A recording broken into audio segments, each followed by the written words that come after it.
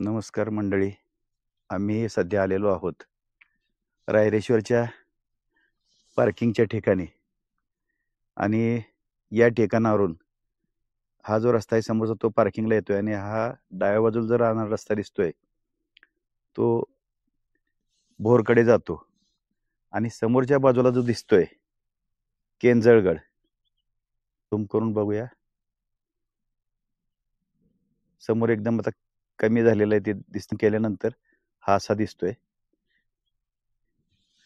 आपण इकडून या पायऱ्यावरून पुढं जी वरती शिडी दिसते तर त्या शिडीवरून आपण रायरेश्वर वरती जाणार आहोत. ही झूम केल्यानंतर ही शिडी वगैरे असे दिसते आणि वरच्या बाजूला एक जे काम चालू आहे तर या क्रेनच्या सहाय्यानं हे मटेरियल वरती कामासाठी घ्यायचं काम त्यांच्याकडून करतात. यानंतर हा समोरचा जो परिसर आहे या इकडच्या बाजूला आता सूर्य दिसतोय आपल्याला आणि धुकं पसरल्यासारखं दिसते आणि हा पूर्ण जो आहे तो रायरेश्वर परिसर आहे. नमस्कार, तुमचं नाव सांगा. नाव राहुल पोपट रोमन. राहुल पोपट रोमन. आणि तुम्ही? बालाजी सुरेश शिंदे भोर. बालाजी सुरेश शिंदे भोर. आणि तुम्ही दररोज इकडे येताय? नित्यपूजा म्हणजे दररोजची? तर भोरवरनं तुम्ही इथे येताय आणि इथून दररोज परत जाताय, उतरताय, जाताय, म्हणजे वर्षभर तुमचं उन्हाळ्या पावसाळ्या हिवाळ्या तिन्ही ऋतूत हे तुमचं काम चालू आहे. मानलं पाहिजे तुम्हाला खरा सॅल्यूट आमचा. धन्यवाद.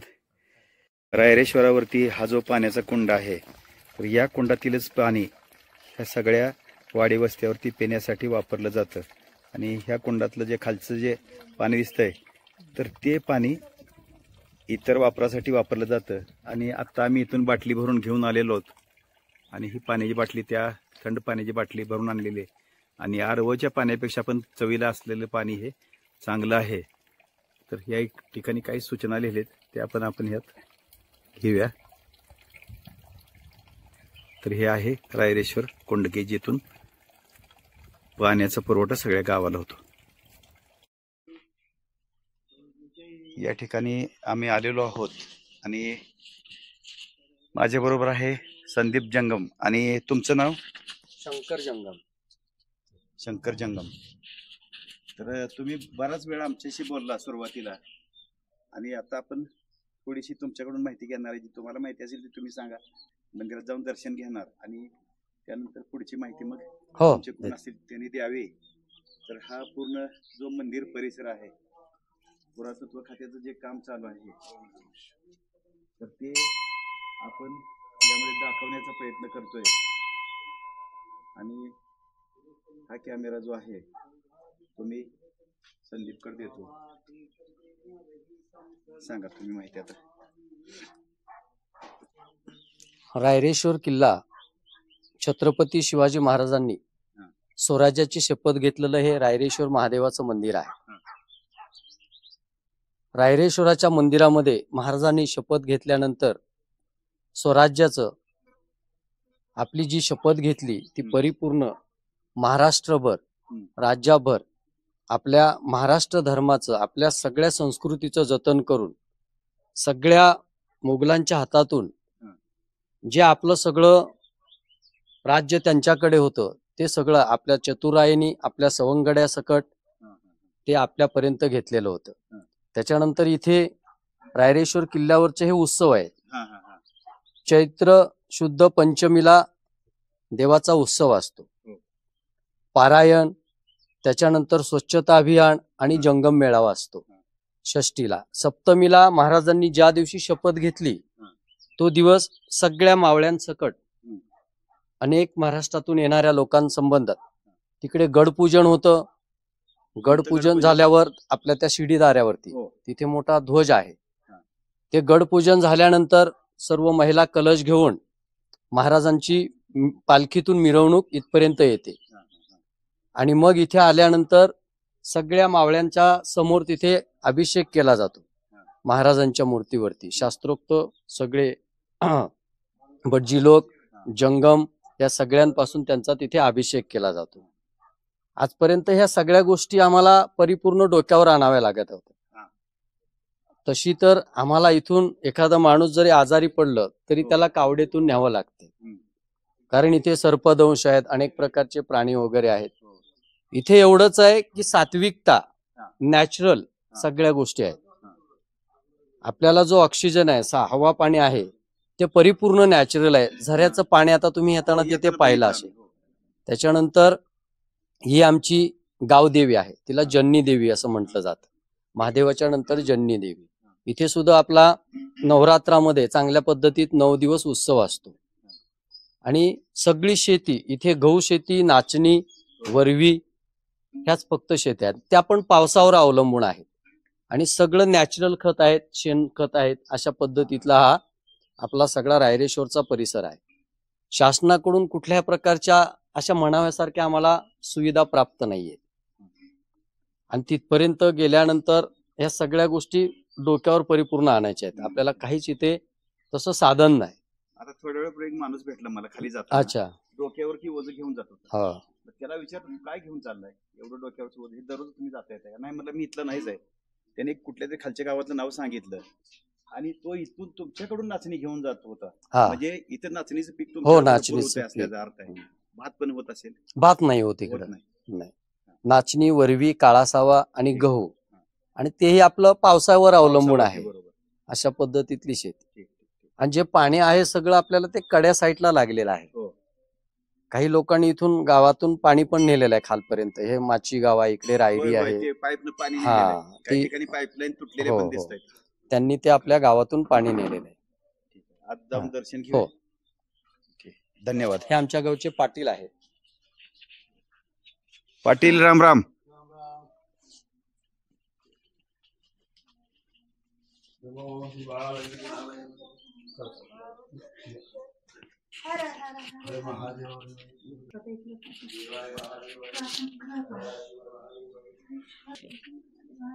समाधान, शांती, ऐश्वर्य लाभू दे देवा.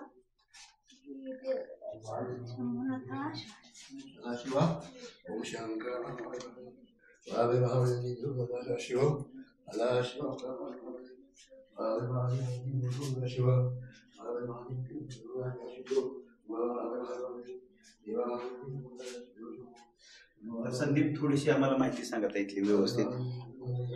मी तोपर्यंत दर्शन घेऊन येतो.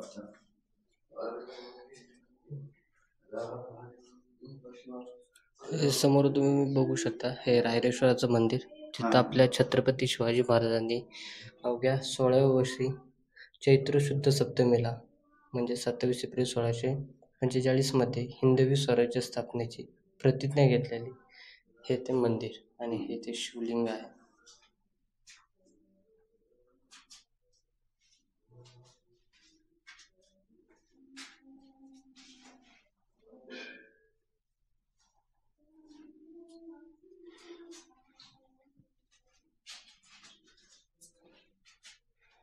पाठीमागचा फोटो आला असेल त्यात. हो. आता हा वरती जो टोप आहे तो इथे ठेवतात का परत? हो, काही अभिषेक वगैरे असतील महत्वाचे हा, त्यावेळेस. आणि हे सगळं जे बांधकाम आहे ते जुनं आहे. हे पूर्ण जुनं. त्याला कुठली पद्धत म्हणायची? हेमाडपंथी म्हणता येत नाही ना, दगडावर दगड ठेवून असं म्हणता येणार नाही, कारण वेगळ्या पद्धतीचं आहे. आमच्याकडे जी महादेव मंदिर अशाच पद्धतीची बांधकाम आहेत. आणि हे सगळं जे बांधकाम आहे ते जुनं आहे. हो, पूर्ण जुनं. आणि वरती जे आता बाहेर केलेलं आहे ते हा, ते आता नवीन काम फक्त चालू आहे. पुरातत्व विभागानं हे केलेलं आतलं आहे. मंडपाचं पण जुन्याचं. घे सगळं व्यवस्थित जरा. हो. मंडप वगैरे सगळे जे खांब आहेत ते दिसावेत. अगदी इथले हे पण घेतले का? हो. त्या समय वगैरे तुमच्या इकडच्या समय वगैरे आहेत थोड्याशा, जे काय पूजेसाठी लागणार साहित्य आहे, हे खांब आहेत, वेगळ्या जुन्या पद्धतीचे खांब आहेत की त्या आधारावरती हे सगळं मंदिर जे आहे ते उभं आहे. आणि हे आपल्याला व्यवस्थितपणे दाखवायचं आहे. अजून काही मंदिराविषयी माहिती असेल तरी तू सांगू शकतोस. हे पूर्ण मोठे दगड आहेत, अखंडी दगडामध्ये बांधलेलं हे मंदिर आहे. तुम्ही बघू शकता वरती हे जे मोठे खांब आहेत पिल्लर, ते पण पूर्ण अखंडी आहेत. आणि प्रत्येक खांब हा पूर्णपणे वेगवेगळ्या डिझाईन मध्ये बनवलेला आहे. ते बघू शकता. आता हे बाहेरच्या बाजून जे काम चालू आहे हा. हे पुरातत्व विभागाकडून चालू आहे, बरोबर आहे का? हो बरोबर. आणि मग हे आता बाहेरचं जे काम चालू आहे ते पण आपण यात रेकॉर्डिंग करून घेऊया. आणि काही दिवसानंतर हे पूर्ण झाल्यानंतर कसं असेल, कसं दिसेल हे आपल्याला बघायला मिळेल. एक अतिशय चांगला पुरातत्व विभागाचा असतो त्याचा उपक्रम आहे. आणि हे बघून खऱ्या अर्थानं प्रत्येकालाच, शिवभक्तांनाच आणि त्याचबरोबर पूर्ण महाराष्ट्रीयन किंवा भारतीयांना अभिमान वाटावा असंच हे काम होईल. पाठीमागचे बरेच भागात सगळा जो पूर्ण आहे तो विकासाचे काम दिसते आपल्याला. आणि मंदिराला उजव्या बाजूला जाऊन प्रदक्षिणा घालून येतोय.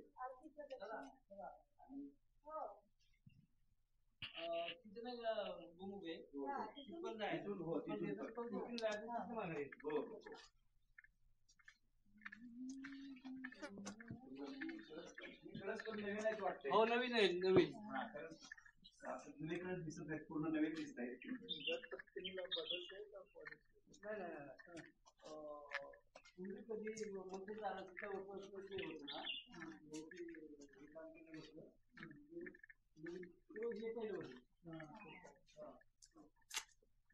अतिशय चांगल्या पद्धतीचं काम चालू आहे. हे बांधकाम सुद्धा नवीन वाटायला लागले मला. हो हो 1-2 वर्षापूर्वीच इथपर्यंतच. इथं गोमुख आहे, गोमुख पण इथल्या बाजूचं दाखव वाटले जरा.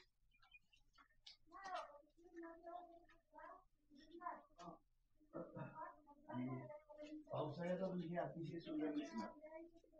हो बरोबर. पावसाळ्यात पण येता येईल काय, फारसं अवघड आहे असं वाटत नाही. नाही नाही खूप सोपं आहे. चालावं लागेल एवढंच आहे. हो. किड्यावर वगैरे जेव्हा लागलं कचरा कचरी होऊ शकते एवढंच आहे.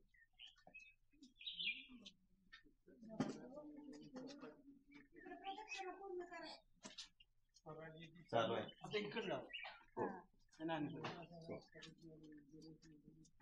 तुमची ओळख सांगा जरा. संदीप माझा मुलगा आहे. हो पण ते मला अगोदरच माहित झालं होतं. आणि जे सुरुवातीचे होते ना त्यांनी सांगितले की बाबा हे संदीपचे वडील आहेत. हा.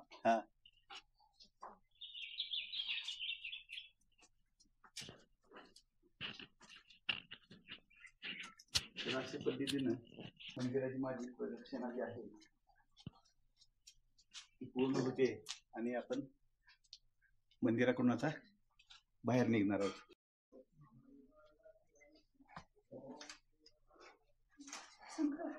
महादेवाची राखी.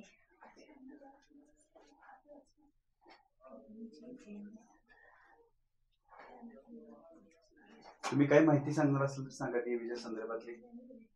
सांगा तुम्ही पण सांगितलं चालते. संदीप सांग माहिती.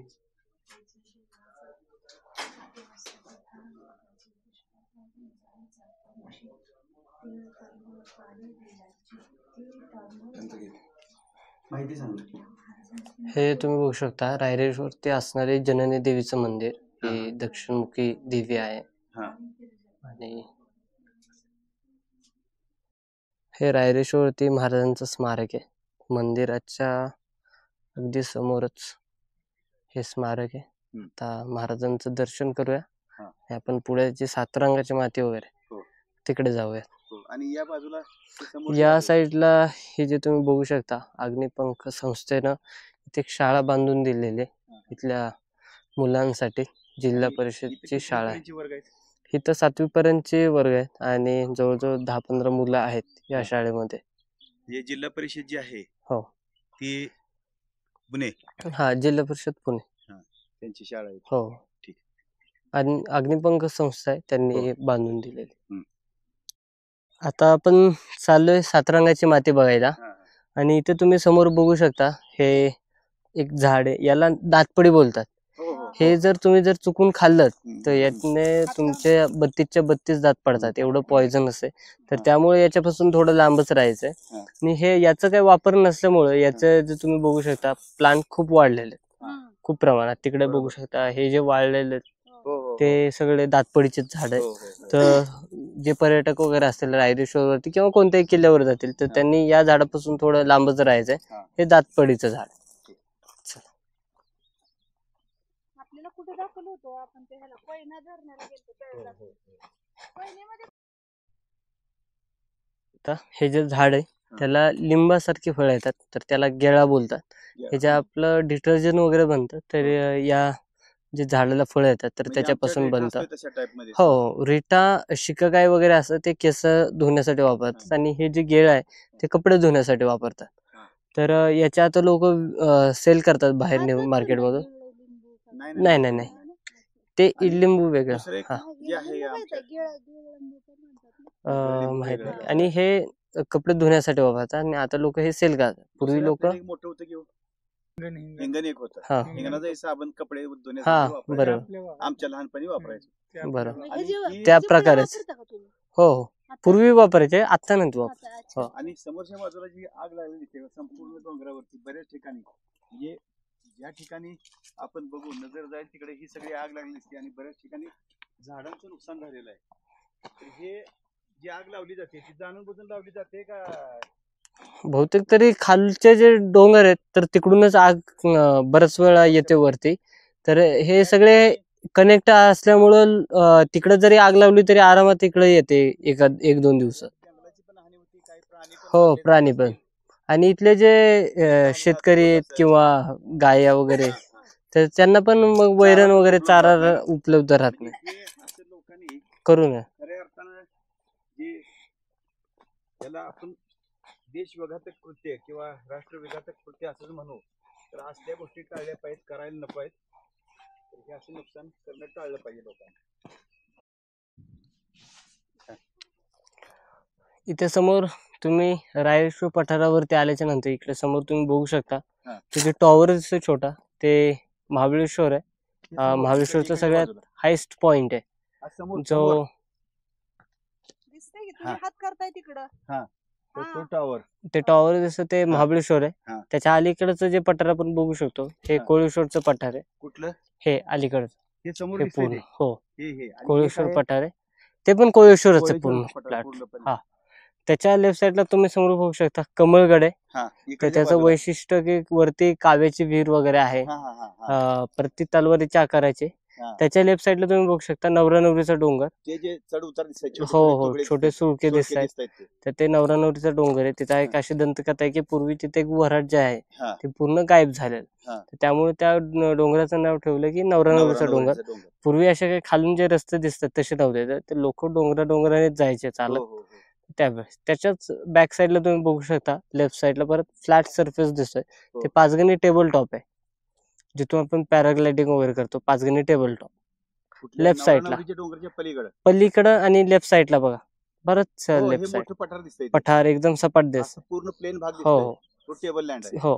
परत त्याच्याच लेफ्ट साईडला बघा तुम्ही पलीकडच्या बाजूला परत दुसऱ्या डोंगरावर एकदम टोक ह्या हा. म्हणजे केंद्रगडच्या पलीकडे केंद्रगडच्या पलीकडं आणि त्या शेवटचा डोंगराच्या डोंगर. मधनं. त्या दोन डोंगराच्या मधनं बघा एक छोटा किल्ला दिसतो, केंद्रगड सारखाच आहे. हा, हा, हा. तर तो वैराटगड आहे, वाईचा वैराटगड. वैराटगड. अलीकडं हे तुम्ही बघू शकता केंजरगड, आपण केंद्रगड मागच्या वेळेस समोर. गेलेलो. हा.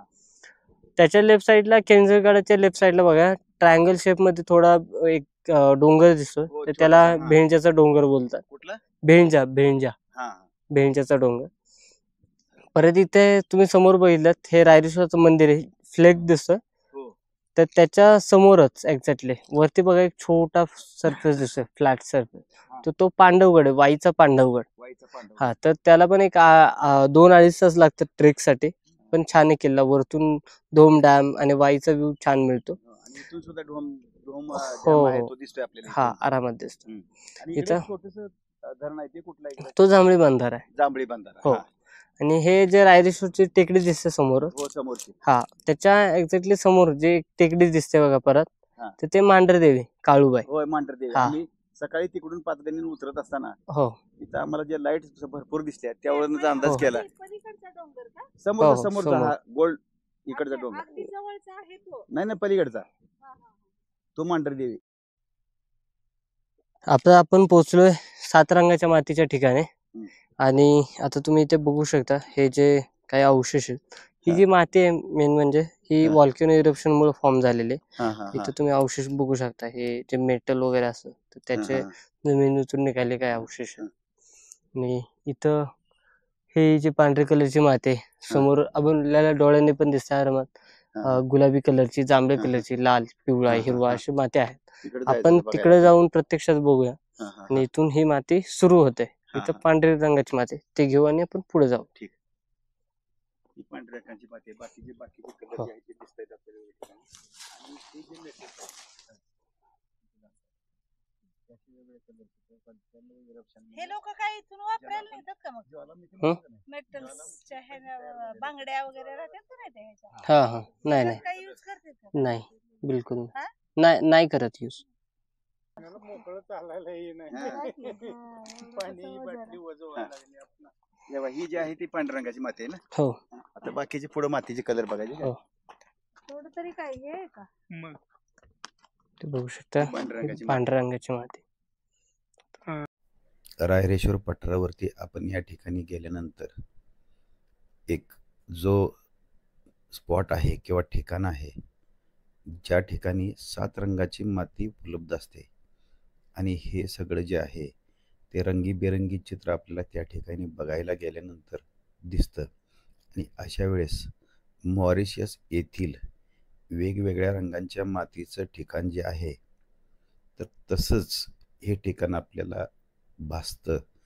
आणि या ठिकाणचा जो वेगळेपणा आहे तर या ठिकाणी 7 रंगांची माती उपलब्ध आहे. हे आपल्याला वेगवेगळे रंग आपल्याला सध्या बघायला दिसतात. आणि त्यातील जो आमचा गाईड आहे संदीप जंगम तर तो आपल्याला वेगवेगळ्या रंगांची माती दाखवणार आहे. आणि त्यासाठी तो ते मातीचे नमुने घेण्यासाठी फिरत आहे आणि वेगवेगळ्या ठिकाणावरून मातीचे नमुने गोळा करत आहे. परंतु हे एक निसर्गाचं आगळं वेगळं रूप आपल्याला या ठिकाणी पाहायला मिळतं. आणि किती विविधता निसर्गात असू शकते. तर समोरच्या बाजूला एकदम लालसर भाग जो दिसतोय तो रेड लॅटरायटिक सॉइल किंवा जांभ्या दगडाची माती जो वरचा थर आहे आणि त्याच ठिकाणी पिवळसर असा कलर, पांढरा कलर, जांभळा कलर असे वेगवेगळ्या रंगांच्या छटा आपल्याला बघायला मिळतात. आणि या ठिकाणी जे जंगल जाळलेलं आहे त्या जाळलेल्या ठिकाणी किंवा जळलेल्या ठिकाणी सुद्धा त्या मातीचा रंग जळल्यासारखा काळपट असं दिसतोय. तर या विविध रंगांच्या छटा बघत असताना एक आपल्याला वेगळंच त्या ठिकाणचं सौंदर्य भावतं. तर असे हे मातीचे वेगवेगळे नमुने आहेत तो आपला गाईड संदीप दाखवणार आहे. तोपर्यंत आम्हाला थांबू वाटत नसल्यामुळे आम्ही अगदी त्या ठिकाणी सगळ्या भागात फिरून घेतलं. आणि त्याचबरोबर त्याच्याकडून जी माहिती मिळणार आहे ती पण घेतच आहोत. तर या ठिकाणी मुळ्यांच्या भागात किंवा पालापाचोळा पडलेला आहे त्या ठिकाणी कितीतरी वेगळ्या वेगळ्या रंगांच्या विविध छटा आपल्याला दिसत आहेत.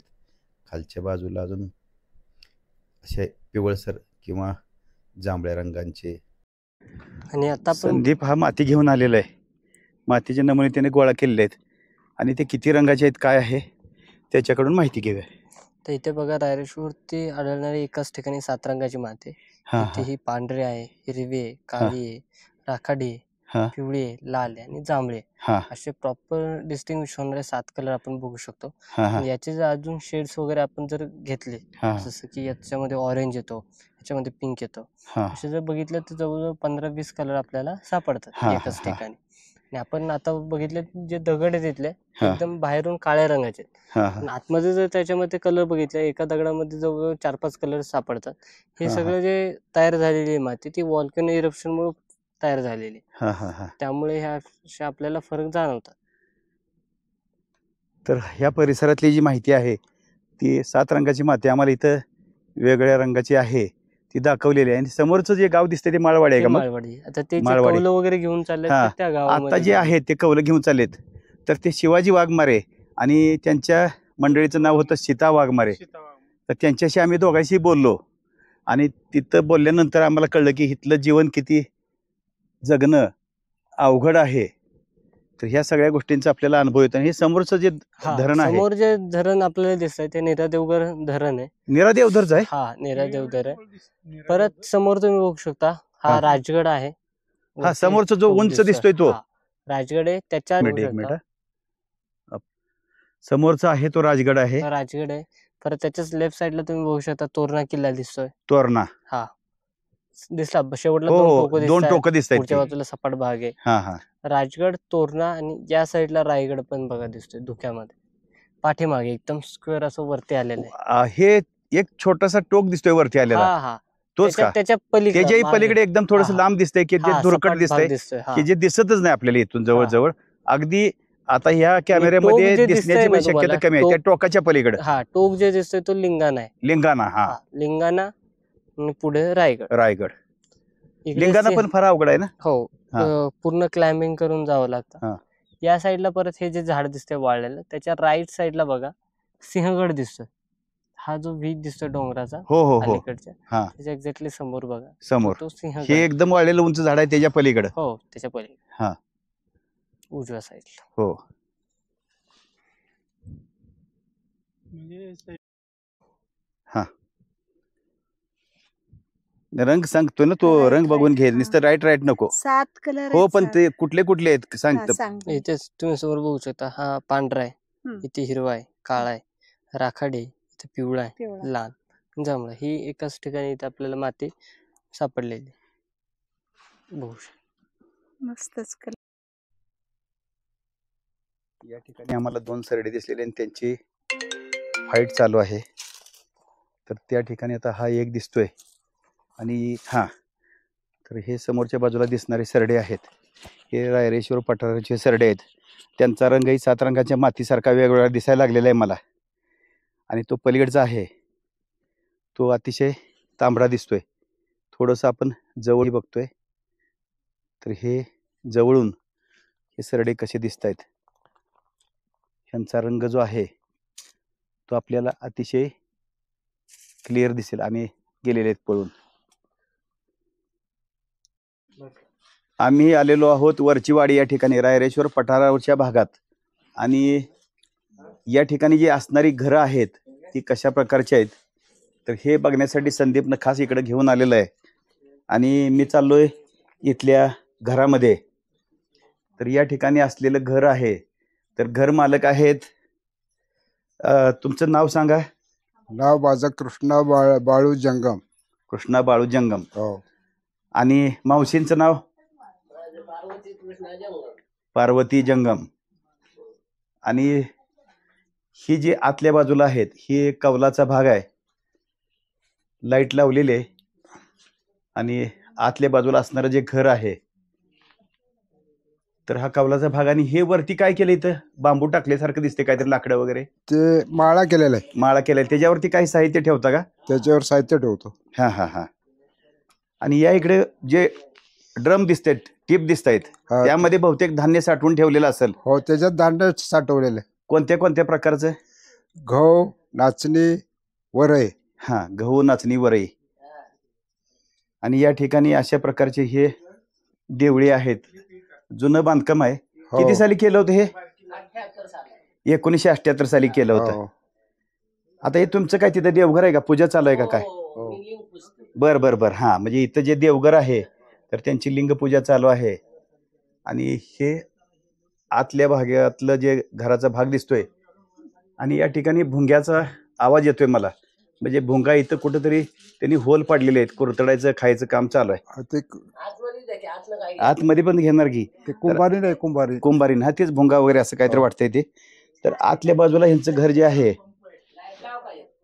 तर या ठिकाणी लाईट चालू आहे. आणि इकडच्या बाजूला जे आहे ते चूल आहे. काही कांदे वगैरे साठवून ठेवलेले आहेत. भाजीपाला ह्यांना सगळं डोक्यावरच घेऊन या ठिकाणी गॅस पण आहे.